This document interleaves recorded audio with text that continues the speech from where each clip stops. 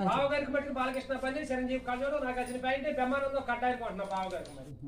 అక్కడ డబ్బుకి దానికి ఏమైనా లోటు అనుకున్నారు. మన ఇంటి దగ్గర కోట్లు కుక్కలు తినేస్తాయి, లక్షల నక్కలు తినేస్తాయి, శివరుండ శివం తినేస్తాయి, 10 పంది తినేస్తాయి. మరి సగం సంకల్ దాకా గుడి దాకా ఎక్కాలి, ఇక్కడ దాకా చదివా సర్దిపోతే సంతకం మర్చిపోచ్చేసారు. 3 కూతుళ్ళు 30 మంది కలిగి ఉన్నారు. మరి అక్కడ మరి రాత్రి 7:30కి మా అయ్యమ్మ గారు తగ్గి అమ్మమ్మ గారి పెళ్ళి ఒకేలాగా చేసేసారు. పేరన్నరకి మిమ్మల్ని తీసుకెళ్దాం అనుకున్నా రాత్రి. మరి మీరు వచ్చిన కలిసి తినకాల్సి కొంచెం ఎలాగలేరు లేకపోతే కూర్చోలేరు.